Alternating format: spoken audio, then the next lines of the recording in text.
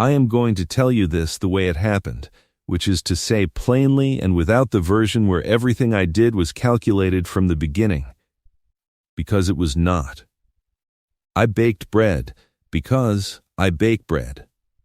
I have been baking bread since I was 8 years old, standing beside my mother in a Vermont kitchen, and I have been baking it every week of my adult life because bread requires a full batch to make correctly, and a full batch is too much for one person and has always been too much for one person. And I have always found someone to give the extra to.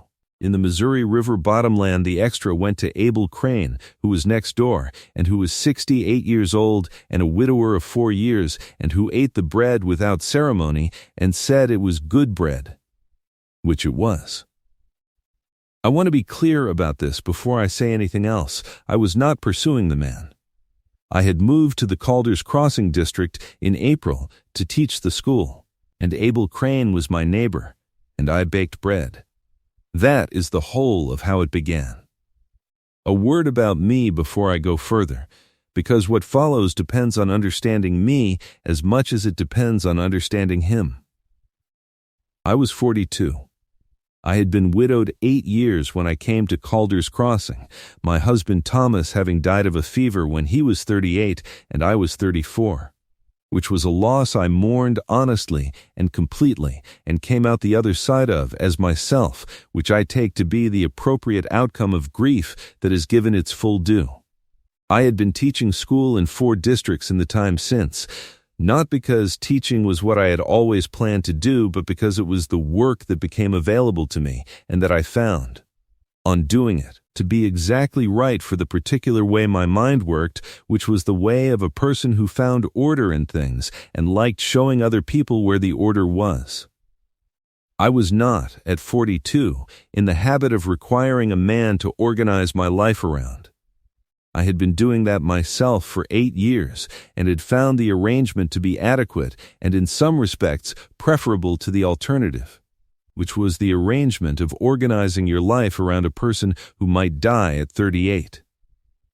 I am not being cynical. I am being accurate.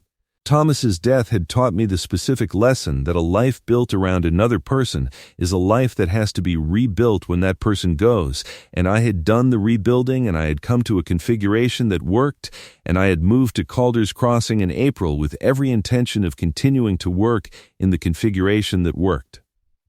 Then I had too much bread.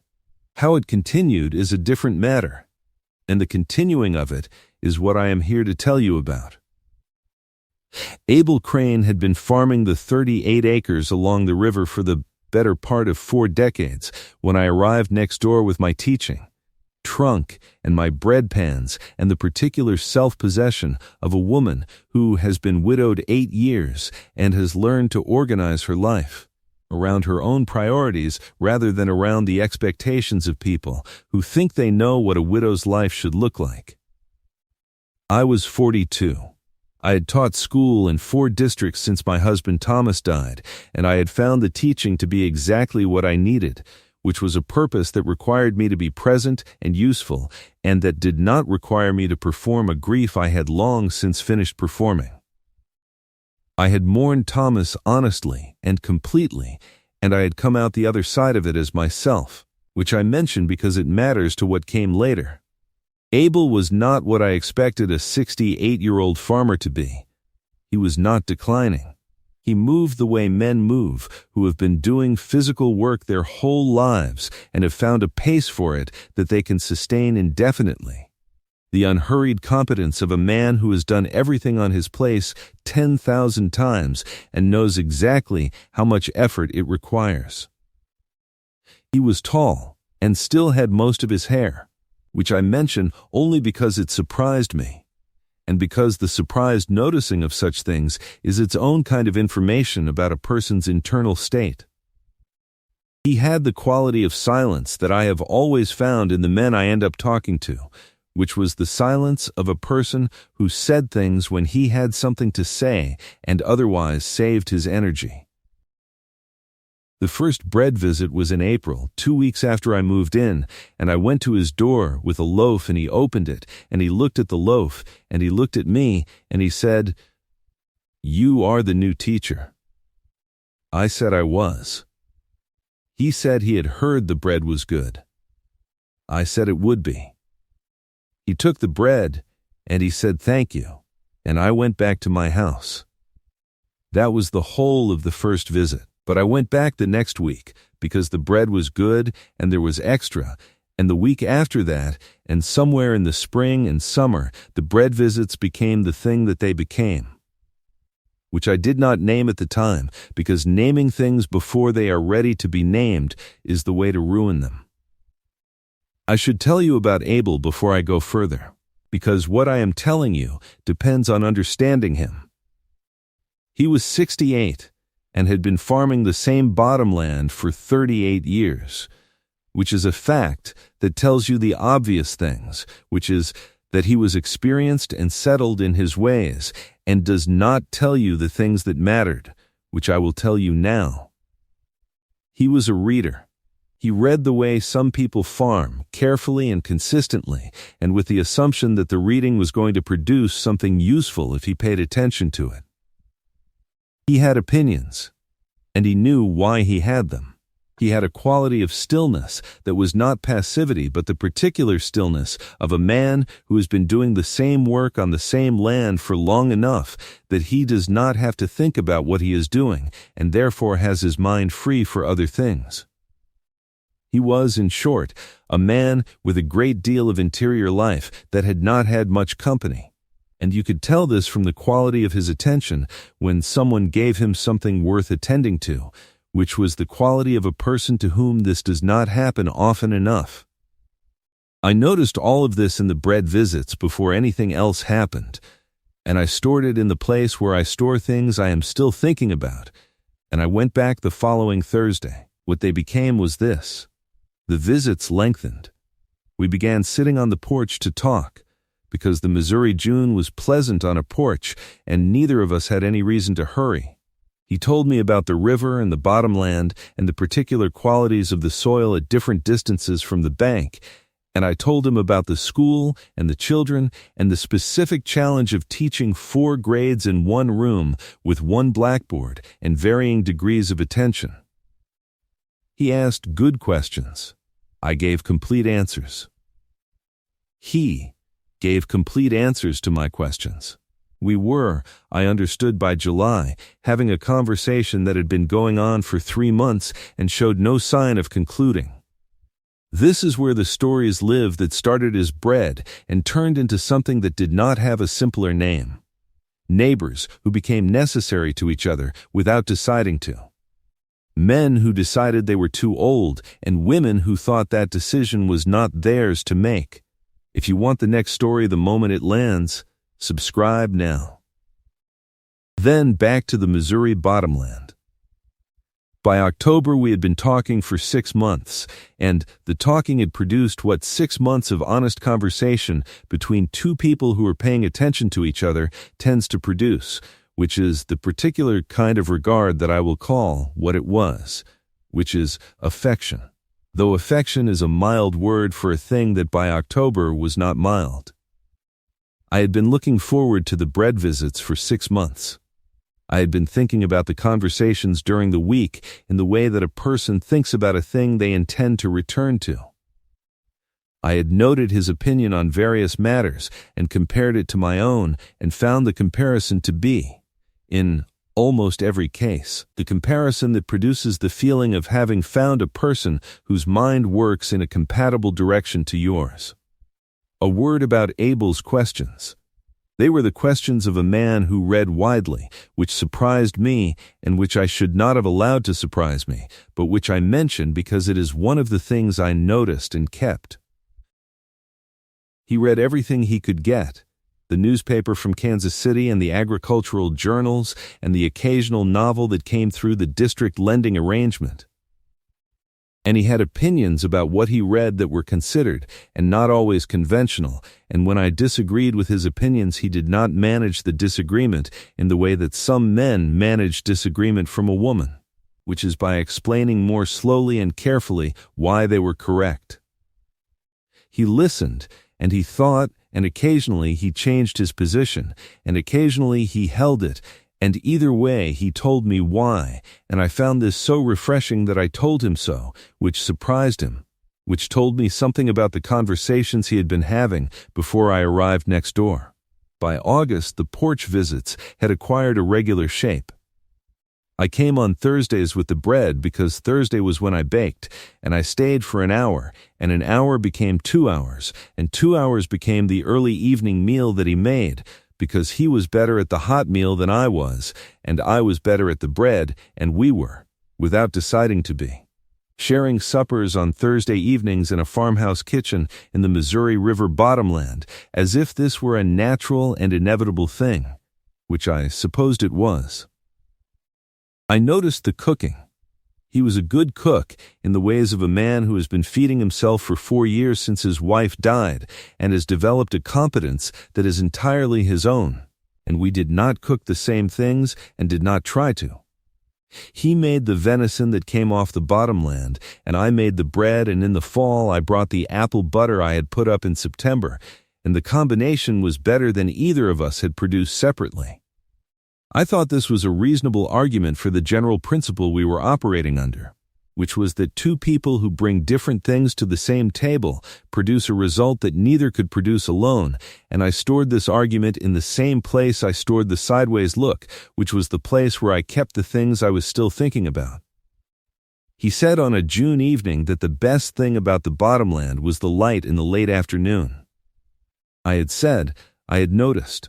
He had looked at me sideways in the way he had when something landed that he had not expected to land anywhere, and he had gone back to looking at the light. I had stored that sideways look in the place where I stored the things I was still thinking about. I had not said any of this because I was not sure he felt it, and because assuming a man feels a thing before he has said he feels it, it is the kind of assumption that has an uncomfortable end. I am a schoolteacher and a widow, and I am 42 years old, and I have made enough assumptions in my life to know which kind lead somewhere and which kind do not, and the assumption about what an unasked man feels is the kind that does not. So I did not assume. I observed and I stored and I waited. He felt it. I know this now.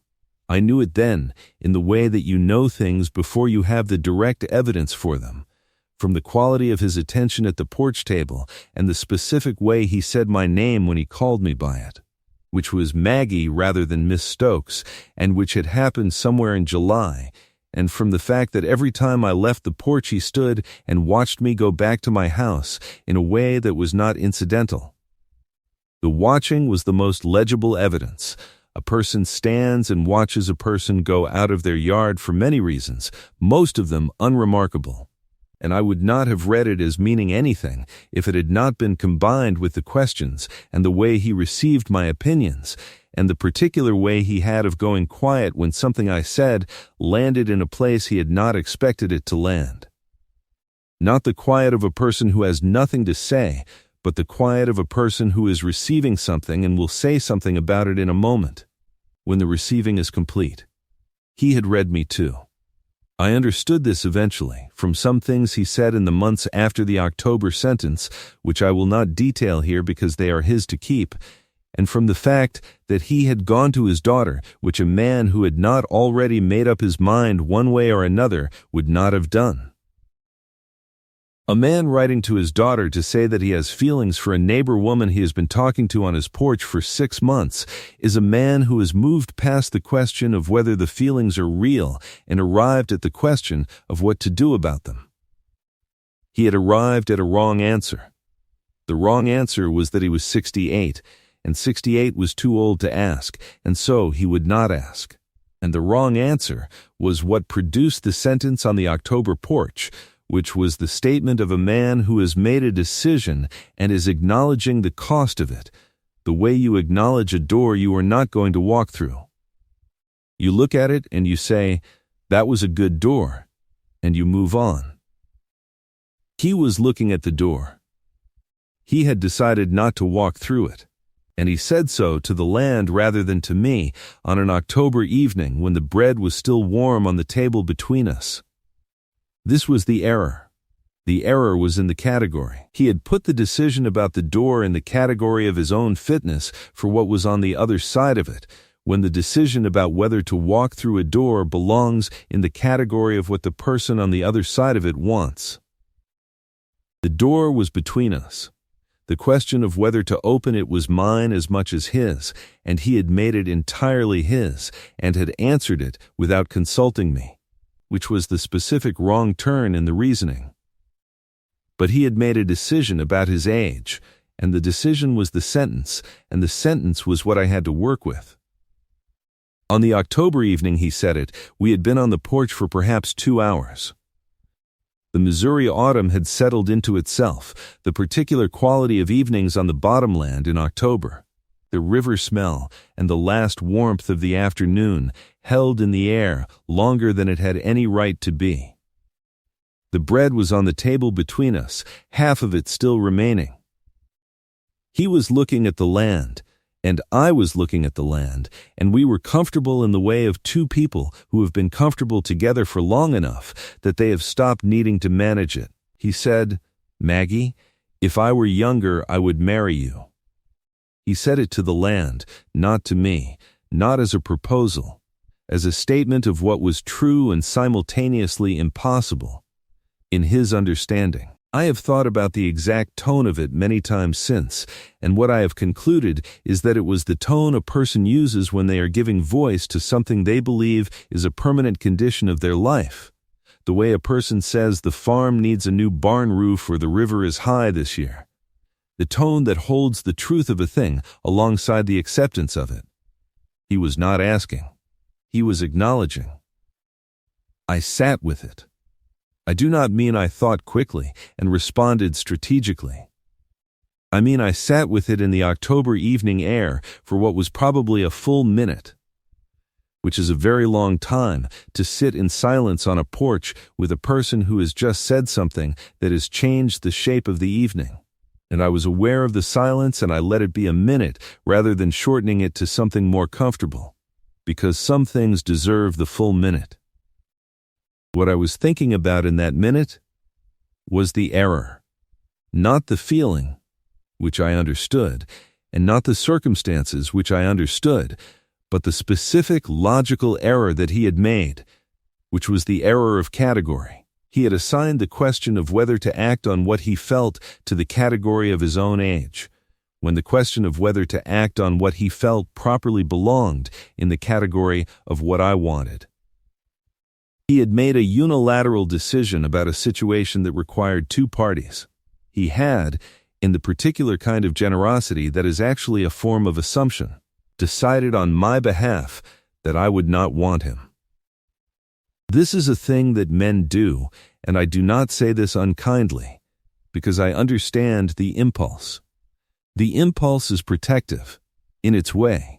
A man who is 68 and has feelings for a woman of 42 concludes that asking would place an unfair burden on her, the burden of saying no to a man who cannot offer the same number of years that a younger man could offer, and he spares her the burden by not asking. This is considerate of him. It is also a form of deciding for her what she can and cannot bear, which is not his to decide. I have been decided for in this way before. As a schoolteacher, I have been decided for by school boards that knew better than I did what the district needed. As a widow, I have been decided for by meaning people who knew better than I did when I had grieved enough. I have had a great deal of experience with other people's certainty about what was best for me, and I have found that their certainty is almost always sincere and almost always incomplete, because they do not know the inside of my situation the way I do. And the inside of my situation is where I live. The inside of my situation, in October of that year, was that I had been looking forward to the Thursday evening suppers for 6 months and had been thinking about Abel Crane during the weeks between them, and that I was 42 and not 22. and that the 26 years between us seemed to me considerably less relevant than the 6 months of conversation and good questions and the sideways look in June. I said, Abel, you seem to have decided I would not have you. Did you ask? He turned from the land and looked at me. It was the first time in 6 months that I had seen him look surprised, which told me something about how completely he had convinced himself of the impossibility. He said, You are 42. I said, I am. He said, I am 68. I said, I know how old you are.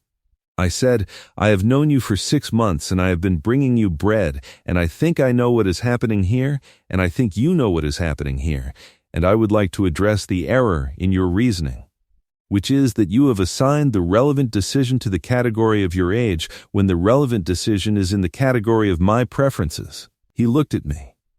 I said, I am 42, and I have been a widow for 8 years, and I have been teaching school for 9 years, and I am not a woman who requires managing, and I did not move in next door to you with any intention of being lonely for however many years are in front of me, because you have made a unilateral decision about your age. He was quiet for a moment. He said, Maggie. I said, Abel, you have made a decision that was mine to make. Tell me, when he turned from looking at the land and looked at her instead, did you feel what that look must have been?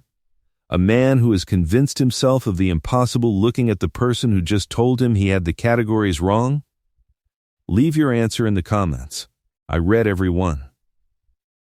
Now, back to the bottomland. He did not say anything else that evening.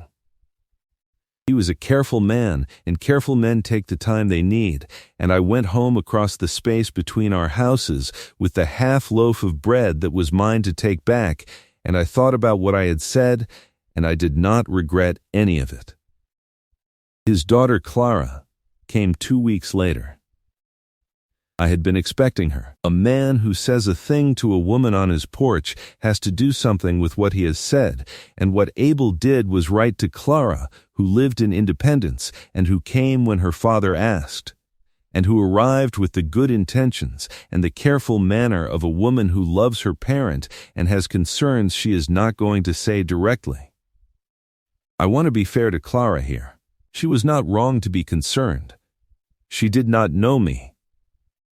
What she knew was that her widowed father, 68 years old, had apparently developed a feeling for a neighbor woman 26 years his junior, and that he had written to her in a tone that suggested this was serious. The concern she had, which she was not going to state plainly, was that I might be a woman who had moved next door to an aging widower with property and had been bringing him bread for a year and a half with designs on the property. This is not an unreasonable suspicion to have about a situation that looks like that from the outside. I am not insulted by it. I understand that reasonable people have it, and I prepared accordingly. She came to tea. I invited her myself, which I think surprised her, and I made the bread. Because I make the bread. And I made the other things you make for tea when you want the tea to be the thing it is and not the battle it might become. And I sat across from her and I said, before you say what you came to say, let me tell you what I am, which is a schoolteacher who has been living next door to your father for 18 months and who has been bringing him bread and having conversations on the porch. I said, I am not a fortune seeker. I said, I have my school salary, and I have the modest property that Thomas left me, and I require nothing from your father except the conversation, which is the finest conversation I have had since Thomas died. Clara looked at me. She was perhaps 45, a composed woman with her father's quality of careful attention. And she looked at me in the way she must have looked at her father when she was deciding whether to believe something he told her. I let her look. She said, my father is 68.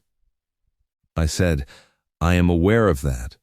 I said, he appears to have made the same objection. She said, it is a legitimate concern. I said, it is. I said, I have thought about it, and I have arrived at my own conclusion about it, which is that a vigorous 68-year-old man who has been farming the same land for 38 years and who asks good questions and gives complete answers, and whose company I have been looking forward to for a year and a half, is the specific situation I am in, and not the general category of old man married to younger woman, and the specific situation appears to me to be a good one. I looked at her. I said, I cannot promise you outcomes. Neither can he. Neither can you. I said, I can tell you what I have observed in 18 months, which is that I am better for knowing your father, and I believe he is better for knowing me, and that the arrangement I am proposing is one in which two people who like each other very much and are suited to each other and live next door to each other should stop pretending they do not know what is happening. Clara looked at me for another moment. She said, he wrote to me that he told you if he were younger he would marry you. I said, he did. I said I told him he had made a decision that was mine to make. She was quiet for a moment. Then she said, what did he say? I said, nothing yet. I said, he is a careful man. She almost smiled. I saw it. She looked at the table and she said, he is. She said, he was careful about everything when I was growing up. He waited until he was sure. She paused. He was sure about my mother. She looked at me. That was a long time ago, and he has not been sure about anything since until recently. I said, what has he been sure about recently? She said, the bread. She said, he has been telling me about the bread since April. I let that sit. She stayed for 3 days, and she helped her father with the fall preparation, and she came to tea a second time, and we talked about the school, and about Thomas, and about Abel when he was a young man, which she told me about with the particular quality of a daughter who is deciding to give a person the pieces of her father that are hers to give. I received them carefully, because they were. She told me about the 38 years on the bottomland and the way her father had built the farm from a much smaller thing, and about his quality of patience, which was the patience of a person who understood that the things worth having did not come on a schedule you set yourself, but on the schedule they required. She said that was the thing she wanted me to understand about him, that he was not slow. He was precise. I said I had found that. She left on a Thursday with the expression of a woman who has revised a concern she came with and is proceeding on the basis of the revision, which is the best a concerned daughter can do, and which she did with the grace of her father's careful attention. On the Friday, Abel came to my door. He stood on my porch, which was the first time he had come to my porch rather than having me come to his, and he had his hat in his hands, and he said, Maggie, I have been thinking about what you said. I said, which part? He said, the part about the decision being yours to make. He looked at the hat. He said, I think you are right that I assigned it to the wrong category. He said, I have been assigning it to the wrong category for several months, and I did not know how to correct the assignment until you told me there was an error. He stood on my porch in the November afternoon with the Missouri River country going into its winter, and I let him have the time he was taking. Because he was a careful man, and he was being careful in the direction of getting it right rather than in the direction of not saying it, which was a distinction I noted and valued. I have been a schoolteacher for 9 years, and I have waited for a great many people to find the right version of what they were trying to say, and in my experience, the waiting is almost always correct. I said there was an error. He said, I would like to ask you something. I said, go ahead. He said, Maggie, I am 68 years old, and I have 26 years on you, and I cannot promise you how many years are in front of me, but whatever years are in front of me, I would like to spend them here on this bottomland with the person whose company I have been looking forward to for the better part of 2 years, and I would like to know whether you would consider marrying me. He said this to my face, not to the land. He had corrected that error too. I said, Abel.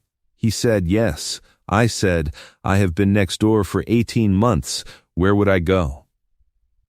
I said it the way he said the things that were true, plainly and without dressing. It was the simplest version of the thing I meant, which was that I had been here for 18 months, and the here was exactly where I intended to stay, and the staying had never been the question, and the question had only ever been whether he was going to ask. He looked at me. He almost smiled again, the real version this time, not caught and held back, but arrived at and complete. And it was the first time I had seen that in 18 months of Thursday evenings, and I put it where I put the things I meant to keep. He nodded once. The matter was closed. We were married that winter in the district school where I taught, because it was the largest building in the community, and because I saw no reason to go elsewhere for a ceremony when the place where I had spent the past 18 months was right there. Clara came. She sat in the front row with the expression of a woman who has received the full picture of a situation she had been worried about and has found it to be the right picture after all, and she had baked a cake, which she brought in a covered pan on the stage from Independence, and which was a very good cake, which I told her and which I meant. After the ceremony, Abel stood beside me in the doorway of the schoolhouse, and we watched the people go out into the December afternoon, and he said, "You corrected my reasoning." I said, "You had put the decision in the wrong category." He said, "I had put a lot of things in the wrong category." I said, "Well," I said, "that is what neighbors are for. I have been telling you this story from after the fact, which you already knew."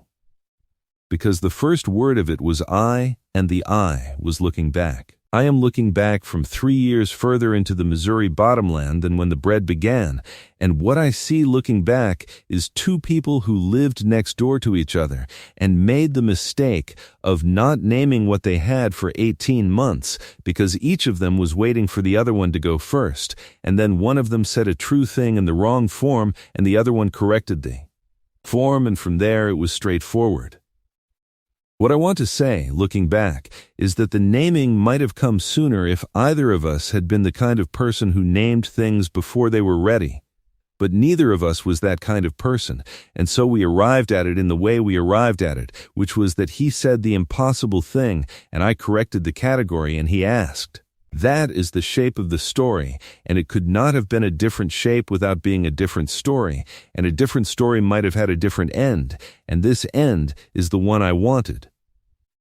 The bread, for the record, is still good. I still make too much. Abel still eats it without ceremony and says it is the finest bread in the county, which is the same thing he says about the company, and which I receive the same way I receive all accurate statements about the situation, which is as the accurate description of it. 3 years into the Missouri River bottomland, I know the light on the land in all its versions, and I know the river at different levels, and I know the school and the children in it, and I know the particular quality of an October evening on a porch when the bread is still warm and a man says the truest thing he knows how to say and does not know yet that it is a question. I corrected the form, he asked. I said yes. I have been next door all along. I was not going anywhere. I have not gone anywhere. I am next door, which is where I started, and it turns out that is precisely where I intended to be. The bread is still good. The questions are still good. The light on the bottomland in the late afternoon is still the thing Abel said it was in June, which is the best thing about the bottomland, and I notice it every evening from wherever I am standing, and I think he was right about that too. And I have told him so, and he receives it the way he receives most accurate statements, which is without ceremony, and with the particular satisfaction of a man who has been right about a thing and knows it.